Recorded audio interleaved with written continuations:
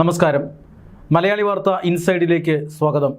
CJPയുടെ ദേശവ്യാപകമായ സമരം എന്ന ഭീഷണി അത് കണക്കിലെടുത്തുകൊണ്ട് ധർമ്മേന്ദ്ര പ്രധാൻ രാജിവെച്ചിരിക്കുകയാണ്. CJPയുടെ ഏക ആവശ്യവും, അതായത് നോൺ നെഗോഷ്യബിൾ ആയിട്ടുള്ള ആവശ്യവും അതുതന്നെയായിരുന്നു. 3 ആവശ്യങ്ങളായിരുന്നു CJP നേരത്തെ കേന്ദ്ര സർക്കാരിന് മുന്നിൽ വച്ചിരുന്നത്. അതിൽ ഏറ്റവും പ്രധാനപ്പെട്ട ആവശ്യമായിരുന്നു ധർമ്മേന്ദ്ര പ്രധാൻ എന്ന കേന്ദ്ര വിദ്യാഭ്യാസ മന്ത്രി രാജിവെക്കുക എന്നുള്ളത്. ധർമ്മേന്ദ്ര പ്രധാനെ സംരക്ഷിച്ചുകൊണ്ട് മറ്റ് 2 ആവശ്യങ്ങളും പരിഗണിച്ചുകൊണ്ട് ഈ പ്രതിഷേധം തണുപ്പിക്കാനാകുമോ എന്നാണ് കഴിഞ്ഞ 24 മണിക്കൂറായി കേന്ദ്ര സർക്കാർ നോക്കിയത്. എന്നാൽ ഏറ്റവും ഒടുവിലായി ധർമ്മേന്ദ്ര പ്രധാൻ രാജിവെച്ചിരിക്കുന്നു. രാജിക്കത്ത് ഇപ്പോൾ പ്രധാനമന്ത്രി നരേന്ദ്രമോദിക്ക് കൈമാറിയിരിക്കുന്നു. അതായത് ഈ സമരത്തെ ദേശവിരുദ്ധ ശക്തികൾ ഉപയോഗിക്കുന്നു. രാജ്യത്തിൻ്റെ ഐക്യത്തെ പോലും ബാധിക്കുന്ന തരത്തിലേക്ക് ഈ സമരം മുന്നോട്ട് പോകുന്നു.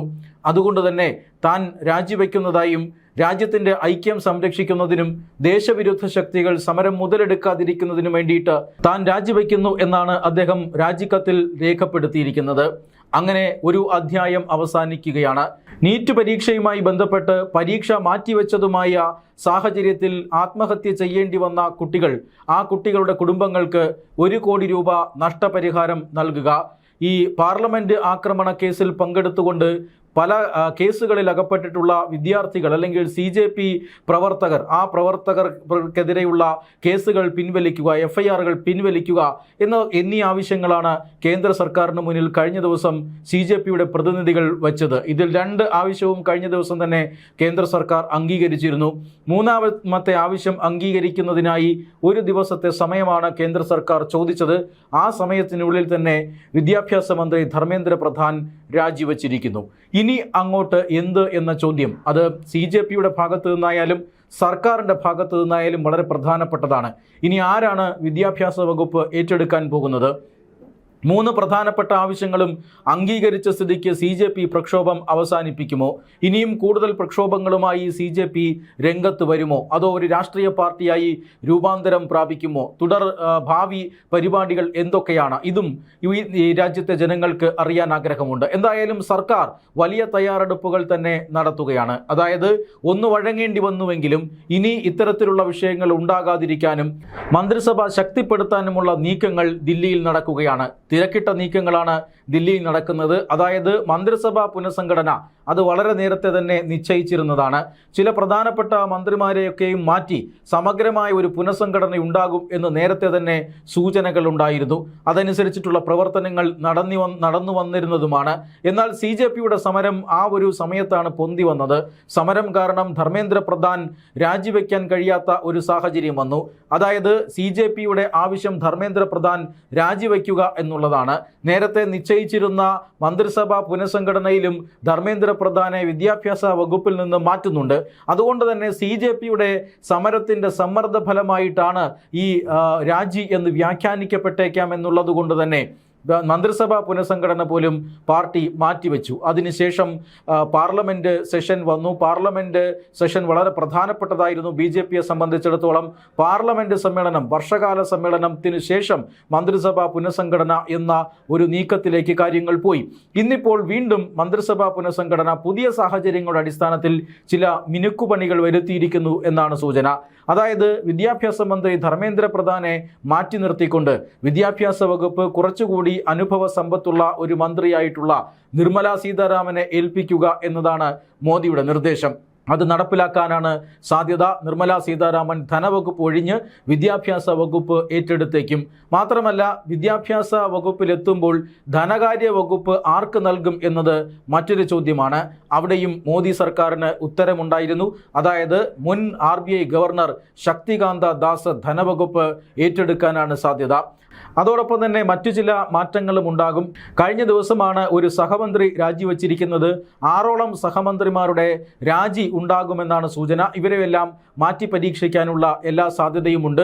കേരളത്തിൽ നിന്നും പുതിയ പ്രാതിനിധ്യം ഉണ്ടാകുമോ എന്നറിയില്ല. കാരണം ജോർജ് കുര്യൻ രാജിവെച്ചിരിക്കുകയാണ്. മറ്റാരെങ്കിലും കേരളത്തിൽ നിന്നുള്ള നേതാക്കളെ ആ സ്ഥാനത്ത് നിയോഗിക്കുമോ എന്ന് ഇപ്പോൾ പറയാൻ കഴിയില്ല. എന്തായാലും സമഗ്രമായ അഴിച്ചുപണികൾ നടക്കുന്നു എന്നതാണ് ഏറ്റവും പ്രധാനപ്പെട്ട കാര്യം. പക്ഷേ പുതിയ രാഷ്ട്രീയ സാഹചര്യങ്ങളുടെ പശ്ചാത്തലത്തിൽ, അതായത് CJP എന്ന് പറയുന്ന ഒരു മൂവ്മെൻറ്റ്, ആ മൂവ്മെൻറ്റിന് മന്ത്രിയുടെ രാജി എഴുതി വാങ്ങാൻ കഴിഞ്ഞെങ്കിൽ ഭാരതത്തിൽ തീർച്ചയായും നരേന്ദ്രമോദി സർക്കാരിന് ഒരു പുതിയ ഭീഷണി ഉയർന്നു വന്നിരിക്കുന്നു, രാഷ്ട്രീയത്തിൽ ഒരു പുതിയ ഭീഷണി ഉയർന്നു വന്നിരിക്കുന്നു എന്നാണ് അതിൻ്റെ അർത്ഥം.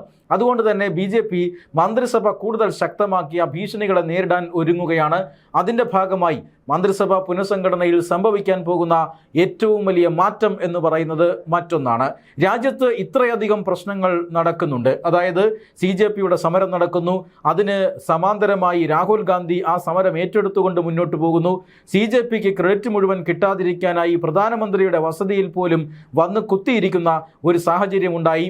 ഇങ്ങനെ പ്രതിപക്ഷ പാർട്ടികളോട് അമിതമായ ബഹുമാനം നരേന്ദ്രമോദി സർക്കാർ കാട്ടുന്നു എന്ന രീതിയിലുള്ള വിമർശനങ്ങളൊക്കെ വന്നിരുന്നതാണ്. പ്രധാനമന്ത്രിയുടെ വസതിക്ക് മുമ്പിലൊന്നും ഇങ്ങനെയൊരു സമരമൊന്നും പുതിയ കാലഘട്ടത്തിൽ നടത്താൻ കഴിയില്ല. അത് ഗുരുതരമായ കുറ്റകൃത്യമാണ്. UAPA നിയമം അടക്കം ചുമത്താൻ കഴിയുന്ന ഒരു കുറ്റകൃത്യമാണ് രാഹുൽ ഗാന്ധിയും കൂട്ടരും VD സതീശനും ഒക്കെ ചേർന്ന് നടത്തിയിരിക്കുന്നത്. അതുകൊണ്ട് തന്നെ ഇത്തരം ആഭാസത്തരങ്ങൾക്ക് പ്രതിപക്ഷത്തിന് യാതൊരു പിടിയും കൊടുത്തുകൂടാ, അല്ലെങ്കിൽ ഇങ്ങനെയൊരു അനുവാദവും പ്രതിപക്ഷത്തിന് കൊടുത്തുകൂടാ എന്ന് വാദിക്കുന്നവരും സർക്കാരിലുണ്ട്.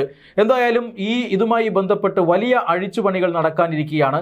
ഇത്രയധികം വിഷയങ്ങൾ നടക്കുമ്പോഴും നിശബ്ദനായിരിക്കുന്ന ഒരു കേന്ദ്രമന്ത്രിയുണ്ട്. അത് മറ്റാരുമല്ല, കേന്ദ്രമന്ത്രി അമിത് ഷാ തന്നെയാണ്. അദ്ദേഹം ഈ സാഹചര്യങ്ങളുമായി പൊരുത്തപ്പെട്ടു പോകുന്ന ചില മാറ്റങ്ങൾ, ആ മാറ്റങ്ങൾ ഉണ്ടാക്കുന്ന തിരക്കിലാണ്. അതായത് കേന്ദ്ര ആഭ്യന്തരമന്ത്രിയായിരിക്കുന്ന അമിത് ഷാ ഉപപ്രധാനമന്ത്രിയായി മാറാനുള്ള സാധ്യതയാണ് ഇപ്പോൾ കാണുന്നത്. മുമ്പ് അടൽ ബിഹാരി വാജ്പേയി പ്രധാനമന്ത്രിയായിരുന്നപ്പോൾ LK അദ്വാനി ഉപപ്രധാനമന്ത്രിയായിരുന്നു. അദ്ദേഹം ആഭ്യന്തര വകുപ്പും കൈകാര്യം ചെയ്തു. ഈ രീതിയിൽ അമിത് ഷായെ ഉപപ്രധാനമന്ത്രി പദത്തിലേക്ക് ഉയർത്താനാണ് ഇപ്പോൾ BJP ലക്ഷ്യമിടുന്നത്. 2019 പാർട്ടി ദേശീയ അധ്യക്ഷൻ എന്ന പദവിയിൽ നിന്നും മന്ത്രിസഭയിൽ ആഭ്യന്തരമന്ത്രിയായി അമിത് ഷായെ കൊണ്ടുവന്നപ്പോൾ ഉള്ള മാറ്റം നമ്മൾ കണ്ടതാണ്. 2019 തന്നെ അദ്ദേഹം ജമ്മു കാശ്മീരിൽ ഓപ്പറേഷൻ ആരംഭിച്ചു. ജമ്മു കാശ്മീരിൽ ഇസ്ലാമിക തീവ്രവാദം പൂർണ്ണമായും അവസാനിപ്പിക്കാൻ അമിത് ഷായ്ക്ക് കഴിഞ്ഞു. അവിടെ ഭരണഘടനയുടെ 370 വകുപ്പ് നൽകുന്ന ആനുകൂല്യം ഉപയോഗിച്ച് ജമ്മു കാശ്മീരിൻ്റെ പ്രത്യേക പദവി ഉപയോഗിച്ചുകൊണ്ടാണ് ഭീകര സംഘടനകൾ തഴച്ചു വളരുന്നത്. 370 വകുപ്പ് റദ്ദാക്കി കാശ്മീരിൽ വലിയൊരു ശുദ്ധി കലശം നടത്തിയത് ആഭ്യന്തരമന്ത്രി അമിത് ഷായായിരുന്നു. മാത്രമല്ല, ഈ ഇന്ത്യ മഹാരാജ്യത്ത് അങ്ങോളം ഇങ്ങോളം പടർന്നു കിടന്നിരുന്ന ചുവപ്പ് ഭീകരത, ആ ചുവപ്പ് ഭീകരതയെ ഇല്ലാതാക്കി നക്സലൈറ്റ് ഫ്രീ ആയിട്ടുള്ള ഒരു ഇന്ത്യയെ രൂപപ്പെടുത്തുന്നതിൽ ആഭ്യന്തരമന്ത്രി അമിത് ഷായ്ക്ക് വലിയ പങ്കുണ്ട്. ഇപ്പോൾ അമിത് ഷാ അതിർത്തികൾ സുരക്ഷിതവുമായി ബന്ധപ്പെട്ട പദ്ധതിയുടെ തിരക്കിലാണ്. അദ്ദേഹം ഉപപ്രധാനമന്ത്രിയായി എത്താനുള്ള സാധ്യതയുണ്ട് എന്ന് തന്നെയാണ് എല്ലാവരും വിലയിരുത്തുന്നത്. വെറുതെ അങ്ങ് തോറ്റുകൊടുത്തതല്ല. തീർച്ചയായും രാജ്യവിരുദ്ധ ശക്തികൾ സമരത്തെ ഏറ്റെടുക്കുന്നു, അല്ലെങ്കിൽ സമരത്തെ ഹൈജാക്ക് ചെയ്യുന്നു എന്നതിൻ്റെ അടിസ്ഥാനത്തിലാണ്. അവിടെ ധർമ്മേന്ദ്ര പ്രധാൻ രാജിവെക്കുമ്പോൾ മറുഭാഗത്ത് സർക്കാരിനെ കൂടുതൽ ശക്തമാക്കുകയാണ്. സർക്കാർ മാത്രമല്ല, BJPയുടെ സംഘടനാപരമായ കാര്യങ്ങളിലും വലിയ മാറ്റങ്ങൾ വരാൻ പോകുന്നു.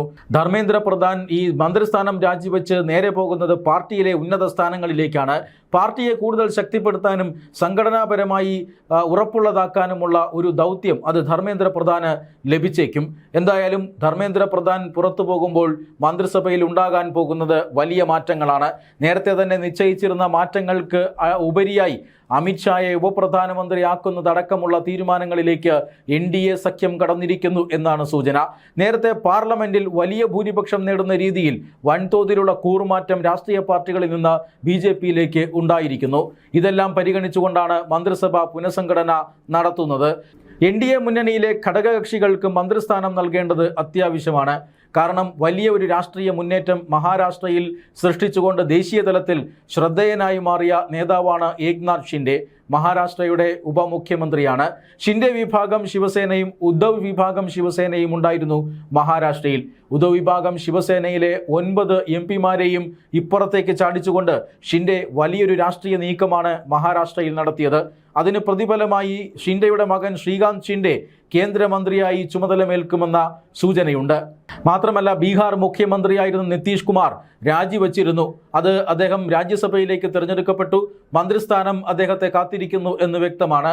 ഈ സംഘടനാ തെരഞ്ഞെടുപ്പിൽ തീർച്ചയായും മന്ത്രിസ്ഥാനത്തിന് അർഹനായ മറ്റൊരു നേതാവാണ് നിതീഷ് കുമാർ. ഈ മന്ത്രിസഭാ പുനഃസംഘടനയിൽ മന്ത്രിസ്ഥാനത്തിന് അർഹതയുള്ള മറ്റൊരു ഘടകകക്ഷി നേതാവാണ് നിതീഷ് കുമാർ. അതുകൊണ്ട് തന്നെ നിതീഷ് കുമാറിനെയും അതോടൊപ്പം ശ്രീകാന്ത് ഷിൻഡെയും ഉൾപ്പെടുത്തിക്കൊണ്ടുള്ള മന്ത്രിസഭാ വികസനമായിരുന്നു നേരത്തെ നിശ്ചയിച്ചിരുന്നത്. എന്നാൽ അതിൽ ചില ചെറിയ മാറ്റങ്ങൾ വരുത്തിയിട്ടുണ്ട്.